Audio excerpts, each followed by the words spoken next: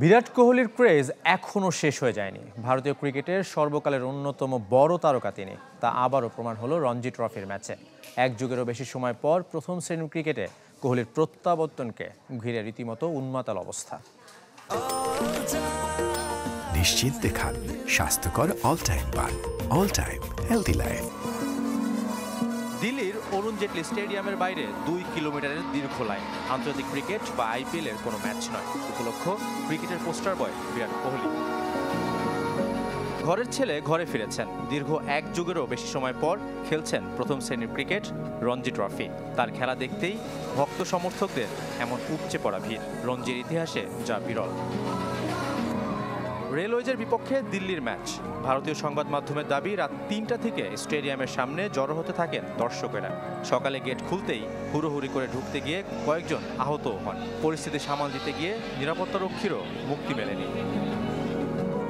ম্যাচটি টেলিভিশনে সরাসরি সম্প্রচারের কথা ছিল না, কিন্তু ক্রিকেট প্রেমীদের আগ্রহে শেষ পর্যন্ত স্পোর্টস 18 ও জিও সিনেমা খেলা দেখানোর সিদ্ধান্ত নেয়।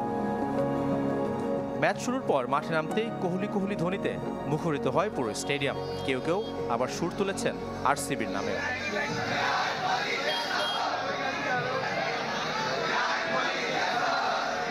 এখানেই শেষ নয়। ম্যাচ চলাকালীন নিরাপত্তা বেষ্টনী টপকে মাঠে ঢুকে পড়েন কোহলির এক ভক্ত। দৌড়ে প্রিয় ক্রিকেটারের পা ছুঁয়ে শ্রদ্ধা জানান। অন্তত 15 জন নিরাপত্তা কর্মী ছুটে এসে মাঠের বাইরে নিয়ে যান সেই ভক্তকে। তবে এদিন কোহলিকে ব্যাট করতে দেখার আশা মেটেনি সমর্থকদের। রেলওয়েজ 241 রানে অল আউট হলেও দিল্লি দিন শেষ করেছে 1 উইকেটে 41 রানে। জাতীয় দলের হয়ে সাদা পোশাকে 4 নম্বরে ব্যাট করেন কোহলি। সেই হিসাবে শুক্রবার তাকে ব্যাটিংয়ে নামতে দেখা যেতে পারে। কিন্তু কেন এতদিন পরে রঞ্জিতে ফিরলেন 36 বছরের যুবক? কারণটা সহজ, সাদা বলে কথা শুনছে না তার ব্যাট। বর্ডার গাভাস্কার ট্রফিতে হয়েছেন সমালোচিত। 10 ইনিংসে করেছেন মাত্র 190 রান। নির্দেশনা আছে বিসিসিআই ও নির্বাচকদেরও। শাফাত মিদুল, চ্যানেল 24।